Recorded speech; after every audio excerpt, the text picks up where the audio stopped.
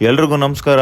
ಮತ್ತೆ ಇವತ್ತಿನ ದಿವಸ ನಾನು ಪ್ರಯಾಣ ಸ್ಟಾರ್ಟ್ ಮಾಡ್ತಾ ಇದೀನಿ. ತುಂಬಾ ದಿವಸ ಗ್ಯಾಪ್ ಆಗೋಯ್ತು. ಆದ್ರೂ ಎಲ್ಲೋ ಒಂದ್ ಕಡೆ ಹೊರಗಡೆ ಹೋಗ್ತಾ ಇದೀವಿ ಕಾರ್ ಎತ್ಕೊಂಡು ಅಂತಂದ್ರೆ ಮನ್ಸಿಗೆ ಒಂದ್ ಸ್ವಲ್ಪ ಖುಷಿ ಇರುತ್ತೆ. ಅದೇ ಖುಷಿಲಿ ನಾನು ತುಮಕೂರು ಸೈಡ್ ಹೊರಟೆ. ತುಮಕೂರು ಹತ್ರ ದಾಬಸ್ಪೇಟೆ ಅಂತ ಇದೆ. ಆ ದಾಬಸ್ಪೇಟೆಯಿಂದ 16 ಕಿಲೋಮೀಟರ್ ದೂರ ಇರುವಂತಹ ಮಂದಾರಗಿರಿ ಬೆಟ್ಟಕ್ಕೆ ಹೋಗ್ತಾ ಇದೀನಿ ನಾನು ಇವತ್ತು.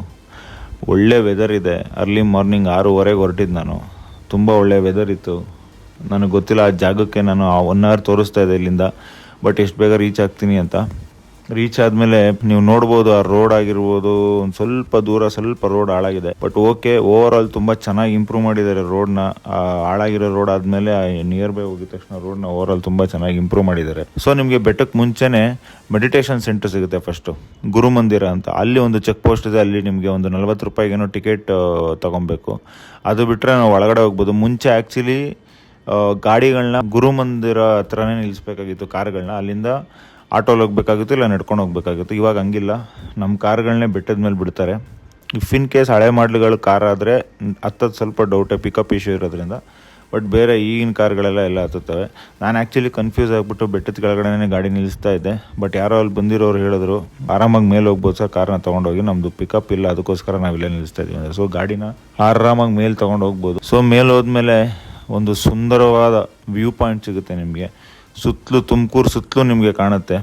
ಆ್ಯಕ್ಚುಲಿ ಇಲ್ಲಿಂದ ನಿಮಗೆ ಸಿದ್ಧಗಂಗಾ ಮಠ ಭಾಳ ಹತ್ರ. ಕ್ಯಾತ್ಸಂದ್ರ ಟೋಲ್ ಬಿಟ್ಟಿದ ತಕ್ಷಣ ಸಿದ್ಧಗಂಗಾ ಮಠ ಸಿಗುತ್ತೆ.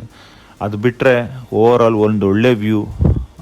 ಒಂದು ಅರ್ಧ ಗಂಟೆ ನಿಮ್ದು ಎಲ್ಲ ಕಷ್ಟಗಳನ್ನ ಮರೆತು ಕೂತ್ಕೊಂಡ್ರೆ ಮನ್ಸಿಗೊಂದು ನೆಮ್ಮದಿ ಸಿಗುತ್ತೆ. ನನಗಂತೂ ಭಾಳ ಖುಷಿ ಆಯಿತು ಈ ಜಾಗಕ್ಕೆ ಬಂದು.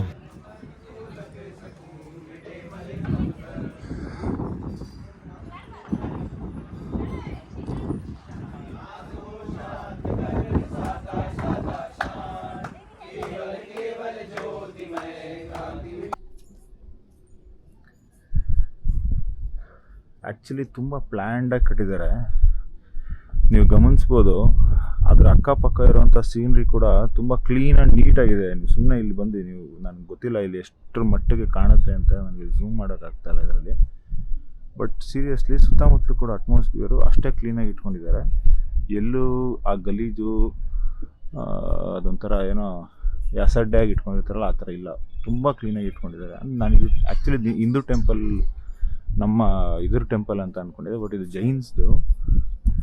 ವೆಲ್ ಪ್ಲ್ಯಾಂಡು, ಸಖತ್ತಾಗಿ ಕಟ್ಟಿದ್ದಾರೆ.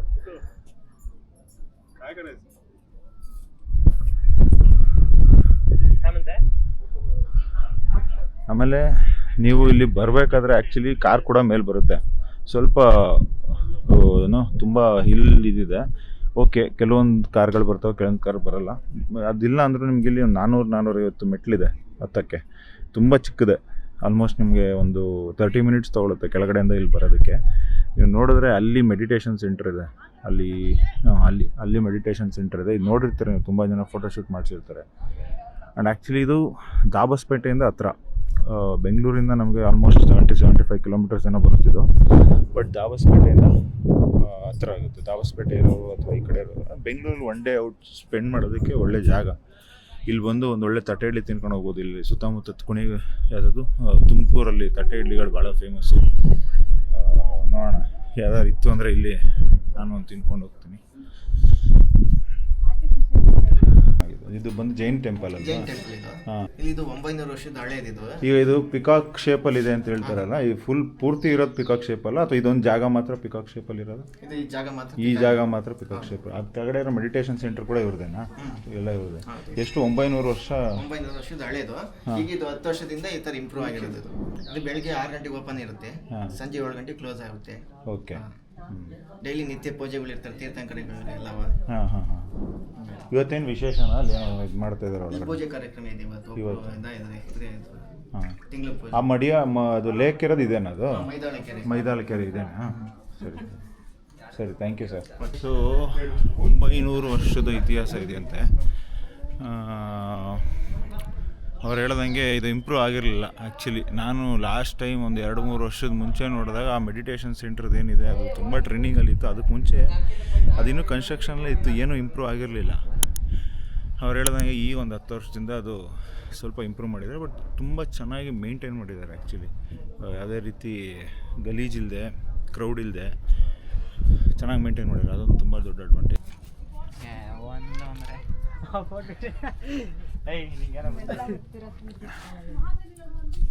ಸಜೆಸ್ಟ್ ಮಾಡಿ ನೀವು ಬಂಕ್ ಹಾಕಿ ಬಂದಿದ್ದೀರಾ ಏನು ಕತೆ? ಅಲ್ಲ ಪೋಸ್ಟ್ ಮಾಡಿದ ಕಾಲೇಜ್ ನಿಮ್ಮ ಲೆಕ್ಚರರ್ ನೋಡಿಬಿಟ್ಟಾರ ಆಮೇಲೆ. ಅವರೇ ರಾಜ ಅಂತ ಫೋನ್ ಮಾಡಿ ಒಳ್ಳೇದು ನಾವು ಹಿಂಗೆ ಮಾಡೋಗ್ಬಿಡಿ. ಬೆಟ್ಟಗಳೈತೆ ಹೇಳ್ರಿ. ತಿಪ್ಟೂರ್ ಮದ್ಗಿರಿ ಏಕಶಿಲಾ ಬೆಟ್ಟ, ತಿಪ್ಟೂರ್ ರೋಡಲ್ಲಿ 17 ಬೆಟ್ಟ, ಮತ್ತೆ ಸಿದ್ರು ಬೆಟ್ಟ. ಈ ಜಾಗಕ್ಕೆಲ್ಲ ಅಷ್ಟು ಹತ್ರ ಇದೆ ಅಲ್ವಾ? ಎಲ್ಲ ಒಂದು 10-15 ಕಿಲೋಮೀಟರ್ ಒಳಗೆ. ಸಿದ್ಧಗಂಗಾ ಮಠ ಎಷ್ಟು ದೂರ ಇಲ್ಲಿಂದ? ಕರೆಕ್ಟ್ ಸಿದ್ಧಗಂಗಾ ಮಠ 1 ಗಂಟೆಗೆ ಹೋಗ್ರಿ, ಕರೆಕ್ಟಾಗಿ ಒಳ್ಳೆ ಊಟ ಸಿಗ್ತದೆ, ಮುದ್ದೆ ಊಟ. ಹೌದಾ? ನಾನು ಈ ಒಳ್ಳೆ ತಿಂಡಿ ತಿನ್ನೋಣ ಅನ್ಕೊಂಬಂದೆ. ಅಲ್ಲಿ ಇಲ್ಲಿ ಎಲ್ಲೋ ಒಂದ್ ಕಡೆ ಹೇಳಿದ್ರು ಮಸಾಲೆ ತಟ್ಲೆ ಇಡ್ಲಿ ಏನೋ ಮಾಡ್ತಾರಂತೆ, ತುಂಬಾ ಚೆನ್ನಾಗಿರ್ತದೆ, ಬೆಣ್ಣೆ ಎಲ್ಲ ಹಾಕಿ. ಚೆನ್ನಾಗಿರ್ತದೆ. ಚೆನ್ನಾಗಿತ್ತು. ಇಲ್ಲಿ ಮೇನ್ ರೋಡಲ್ಲಿ ಯಾವ ಇಲ್ವಾ? ಮೇನ್ ರೋಡಲ್ಲಿ ಕ್ಯಾಚಂದ್ರಕ್ಕೆ ಹೋಗ್ಬೇಕಾ? ಎಷ್ಟು ಕಿಲೋಮೀಟರ್? 2 ಕಿಲೋಮೀಟರ್ಸ್. ಅಲ್ಲ ನಾನು ಅಷ್ಟು ದೂರ ಹೋಗೋದು ಬಿಡಿ, ಮತ್ತೆ ಬೆಂಗಳೂರಿಗೆ ಹೋಗ್ಬೇಕು. ಅದಕ್ಕೇನೆ ನಾನು ಆ್ಯಕ್ಚುಲಿ ಇಲ್ಲಿಗೆ ಬರೋಕ್ಕೆ ಬಂದಿದ್ದು, ಈ ಲೇಕ್ಗೆ. ಇದು ಪಕ್ಕದಲ್ಲೇ ಇತ್ತಲ್ಲ, ಅದಕ್ಕೆ ನೋಡೋಣ ಅಂದ್ಬಿಟ್ಟು ಬಂದ್ವಿ.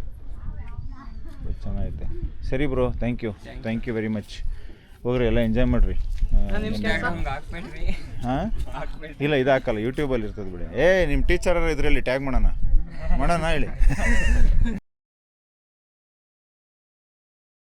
ನಾನು ನಿಮಗೆ ಮೇಲ್ಗಡೆಯಿಂದ ತೋರಿಸಿದೆ, ಅಲ್ಲಿಂದ ಇದನ್ನು ನಿಮ್ಗೆ ತೋರಿಸಿದೆ.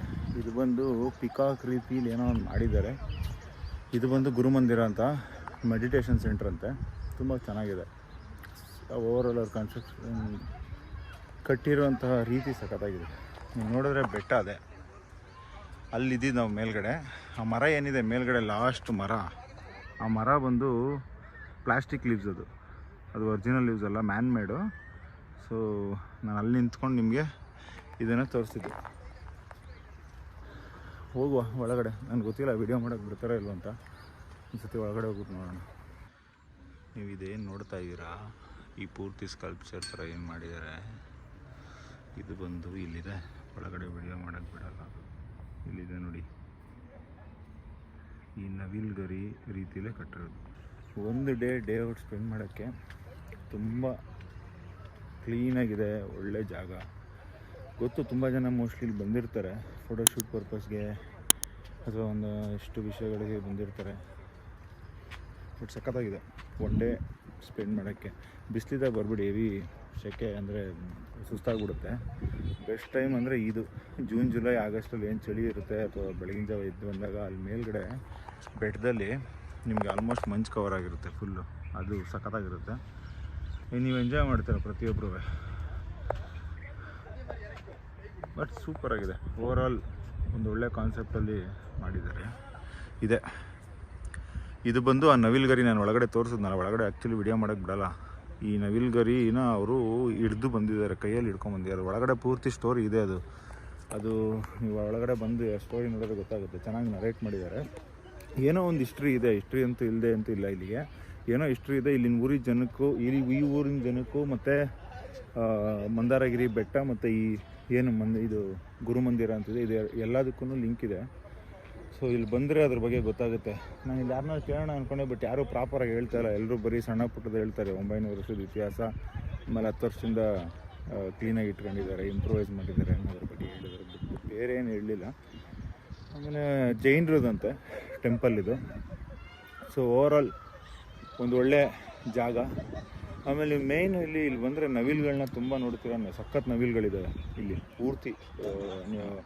ನೋಡ್ತಿರೋ ಇಲ್ವೋ, ಬಟ್ ಸೌಂಡ್ ಅಂತೂ ಕೇಳ್ತಾನೆ ಇರುತ್ತೆ ನವಿಲ್ದು ಕೂಗೋದು. ಇನ್ನೂ ಒಂದು ಕೆಲಸ ಮಾಡ್ಬೋದು, ಇಫ್ ಇನ್ ಕೇಸ್ ನೀವೇನಾದರೂ ಇಲ್ಲಿಗೆ ಬರ್ತಾ ಇದ್ದೀರಾ ಅಂತಂದರೆ ಪ್ಲ್ಯಾನ್ ಮಾಡ್ಕೊಂಬನ್ನಿ. ಇಲ್ಲಿಂದ ಒಂದು ಸ್ವಲ್ಪ ದೂರಕ್ಕೆ ಕ್ಯಾತ್ಸಂದ್ರ ಟೋಲ್ ಸಿಗುತ್ತೆ. ಆ ಟೋಲ್ ದಾಟಿದ ತಕ್ಷಣ ಲೆಫ್ಟ್ ಸೈಡ್ಗೆ ನಿಮಗೆ ಸಿದ್ಧಗಂಗಾ ಮಠ ಸಿಗುತ್ತೆ. ಸಿದ್ಧಗಂಗಾ ಮಠದ ಕೂಡ ಹೋಗ್ಬೋದು, ಒಳ್ಳೆ ಊಟ ಸಿಗುತ್ತೆ ಅಲ್ಲಿ. ಯಾರ್ಯಾರು ಫುಡ್ಡಿ ಇರ್ತೀರ, ದೇವಸ್ಥಾನದ ಊಟಗಳನ್ನ ಟ್ರೈ ಮಾಡಿ, ಮಸ್ತಾಗಿರ್ತವೆ. ಸಿದ್ಧಗಂಗಾ ಮಠಕ್ಕೆ ನನಗೆ ಇವಾಗ ಹೋಗೋಕ್ಕೆ ಆಸೆ, ಬಟ್ ಕಾರಣಾಂತರಗಳಿಂದ ನಾನು ವಾಪಸ್ ಹೋಗಬೇಕು ಕೆಲಸ ಇರೋದ್ರಿಂದ. ಸೊ ಅದಕ್ಕೆ ನೆಕ್ಸ್ಟ್ ಟೈಮ್ ಮತ್ತೆ ಬರೋಣ. ಒಂದು ಫುಲ್ ಸ್ಟ್ರೆಚ್ ತುಮಕೂರು ರೋಡ್ ಏನಿದೆ ಅದಷ್ಟು ನೋಡ್ಕೊಂಡು ಹೋಗೋಣ ಅಂತ ಅಂದ್ಕೊಂಡಿದ್ದೀನಿ. ಒಂದು ಪ್ಲ್ಯಾನ್ ಇದೆ ಆ್ಯಕ್ಚುಲಿ. 1 ಡೇ 1-2 ದಿವಸ ಸುಮ್ಮನೆ ಗಾಡಿ ಎತ್ಕೊಂಡು ನಾನು ಎಲ್ಲಿ ಮೈಂಡ್ ಫಸ್ಟ್ ತಲೆಗೆ ಆ ಐಡಿಯಾ ಬರುತ್ತೆ ಅಲ್ಲಿ ಸುಮ್ಮನೆ ಹೋಗ್ಬಿಡೋಣ ಅಂತ ಅಂದ್ಕೊಂಡಿದ್ದೀನಿ. ಅದೊಂದು ಪ್ಲ್ಯಾನ್ ಇದೆ. ಅದ್ರ ಬಗ್ಗೆ ಒಂದಷ್ಟು ವಿಡಿಯೋ ಮಾಡ್ತೀನಿ ನಾನು. ನೋಡೋಣ. ಅದೆಷ್ಟರ ಮಟ್ಟಿಗೆ ವರ್ಕ್ ಆಗುತ್ತೆ ಅನ್ನೋದು ನನಗೂ ಗೊತ್ತಿಲ್ಲ. ಬಟ್ ಓವರಾಲ್ ನನಗಂತೂ ಸಖತ್ ಇಷ್ಟ ಆಯಿತು. ಮತ್ತು ಇನ್ನೊಂದಷ್ಟು ವೀಡಿಯೋಗಳ ಮುಖಾಂತರ ಸಿಗ್ತಾ ಇರ್ತೀನಿ. ಪೇಜ್ನ ಫಾಲೋ ಮಾಡೋದನ್ನ ಮರಿಬೇಡಿ, ಸಬ್ಸ್ಕ್ರೈಬ್ ಮಾಡೋದು ಕೂಡ ಮರಿಬೇಡಿ. ಇನ್ನೊಂದಷ್ಟು ವಿಷಯಗಳ ಬಗ್ಗೆ ಮಾತಾಡೋಣ, ಸಿಗೋಣ. ಅಲ್ಲಿವರೆಗೂ ಟೇಕ್ ಕೇರ್, ಬಾಯ್, ನಮಸ್ಕಾರ.